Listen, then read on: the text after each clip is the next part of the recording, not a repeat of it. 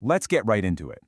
Right now, on India's doorstep, our neighbor Bangladesh is literally on fire. The country is burning, and things are moving so fast. I mean, many are calling this the single biggest strategic risk for India since the 1971 war. So we really need to get our heads around what's happening and why it matters so much. And get this, we will ask the Seven Sisters, we will take them over. I mean, seriously, this isn't something from a history book. This is a direct quote from a Bangladeshi politician made just days ago. It's an open threat to literally carve off India's northeast from the rest of the country. You can't get more explicit than that, and it just shows you how high the stakes are right now.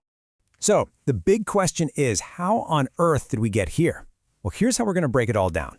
We'll look at the chaos on the streets right now, then we'll rewind to the assassination that lit the fuse. After that, we'll pull back to see the massive political shift that really set the stage for all of this. We'll dive into the deep divisions inside Bangladesh, see which foreign powers are stirring the pot, and finally, try to figure out what moves India can even make at this point.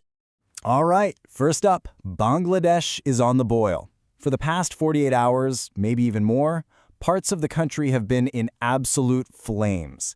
And let me be clear, this isn't just random rioting. It's a targeted wave of violence, and the target is India. And the details, honestly, they're chilling. You have mobs trying to storm the Indian High Commission in Dhaka. Indian diplomats are being directly threatened. There are these horrific videos going viral, reportedly showing a Hindu factory worker being lynched and then burned alive. On top of that, radical groups are attacking minority women trying to enforce Sharia law. And through it all, you hear these chants, these calls for a religious war against India. It's intense. So what kicked all this off? I mean, a whole country doesn't just erupt overnight, right? Well, it turns out the spark, the thing that ignited this whole firestorm, was an assassination. The death of one single, very controversial man. And that man's name is Sharif Osman Hadi. Now, you need to understand, Hadi wasn't just some random student activist. No, he was the face, the spokesperson for the so-called July Revolution. That's the movement that kicked out the pro-Indian government of Sheikh Hasina back in 2024. He was a major player in this whole political earthquake. And just look at how fast this all went down. First, Hadi posts this incredibly provocative Greater Bangladesh map online, basically laying claim to Indian land. Just a few days later, bam, he's shot by masked gunmen in Dhaka. He gets flown to a hospital in Singapore, but he doesn't make it. The moment the news of his death hits, the country explodes, and the mobs, whipped up by all sorts of stuff on social media, have one target in mind. They're blaming India for the killing. Okay, so to really get why one man's death could trigger this level of chaos, we've got to hit the rewind button and go back to 2024, because that's when the stage was really set for this whole crisis. So back in August 2024, Prime Minister Sheikh Hasina, who is a longtime ally of India, was toppled. Now, on the surface, it looked like a student protest, but behind the scenes it was clearly backed by some pretty radical pro-Pakistan forces. Hasina had to flee the country and took refuge in India. And just like that, a new, and I mean openly hostile government comes to power. This wasn't just a new prime minister, it was a 180-degree turn for the entire country. And check out how aggressive this new regime has been from day one. They set up a tribunal and immediately sentenced Sheikh Hasina to death, while she's not even in the country. Then they turn around and officially demand that India hand her over, which, puts India in a completely impossible spot. And all the while, they're just letting these radical groups run wild, pumping out anti-India sentiment day in and day out. But here's the thing. This didn't come out of nowhere. To really understand what's happening, you have to look deeper. This whole conflict is cracking open a historical fault line, a deep division that's been at the very heart of Bangladesh since its birth. You see, you can think of it like there have always been two competing ideas of what Bangladesh should be. On one side, you've got the pro-India camp, the Awami League. Their vision is for a secular, cooperative nation. And on the other side, you've got the pro-Pakistan groups, driven by a more radical ideology and a deeply anti-India worldview. That's the fundamental tug-of-war that defines their politics. And for a long time, about 15 years, the pro-India side was winning that tug-of-war. Under Sheikh Hasina, India's security was basically a top priority. She went after anti-India terror groups. She actually handed over insurgent leaders from the Northeast. She really tightened up the border. But, and this is a big but, at home, some of her policies, especially going after the 1971 war criminals who had sided with Pakistan, created some really powerful enemies. And those enemies eventually orchestrated her downfall. Now, all of this internal chaos has created a huge power vacuum. And you know what happens when there's a vacuum, right?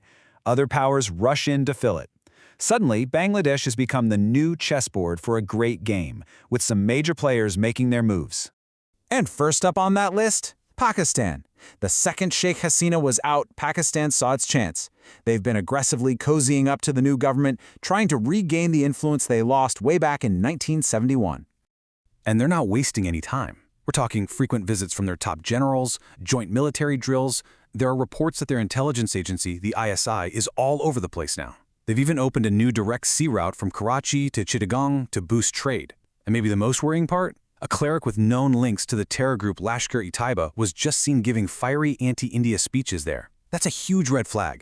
But it's not just Pakistan in this game. Oh no. China is making some massive moves too, flexing its economic muscle to get a strategic foothold. And if you want one number to remember, it's this one. 370 million. That's 370 million US dollars. That's how much China just pumped into the Mongla port, which, by the way, is a super strategic spot in the Bay of Bengal. And it goes way beyond just that one port. China's also redeveloping an airbase right next to India's Kicken's Neck, the Siliguri corridor. Think about that. They're building a huge submarine yard. It can hold 8 subs, but Bangladesh only has 2. So you gotta ask, whose other 6 subs are gonna be parking there? And then there's a $1 billion dam they want to build on the Teesta River. Every single one of these projects is a direct strategic headache for India. So let's just recap. You've got violent mobs on the street, a government that's openly hostile, and you have Pakistan and China moving in fast. It's pretty clear India is at a massive strategic crossroads. The question is, what can you possibly do when your neighbor suddenly becomes a threat? Well, the analysis points to a kind of 5-point playbook, a mix of soft talk and hard action. Step 1. Use diplomacy. Offer to help with the investigation into Hadi's murder to try and calm things down. Step 2. Use that offer as leverage to demand, not ask, but demand that Bangladesh protect Indian diplomats and minorities. Step 3. Draw a red line. Absolutely refuse to hand over Sheikh Hasina. Step 4. Don't put all your eggs in one basket. India has to start talking to all the different groups in Bangladesh, not just its old friends. And finally, Step 5. Fight fire with fire. Use covert ops to push back against what Pakistan and China are doing behind the scenes. And all of this leaves us with one final, really tough question.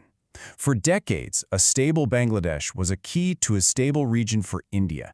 Now, with that neighbor literally on fire, can smart diplomacy and strategic pressure actually put out the flames? Or are we watching the start of a brand new and very, very dangerous conflict? It's something we'll all be watching very closely.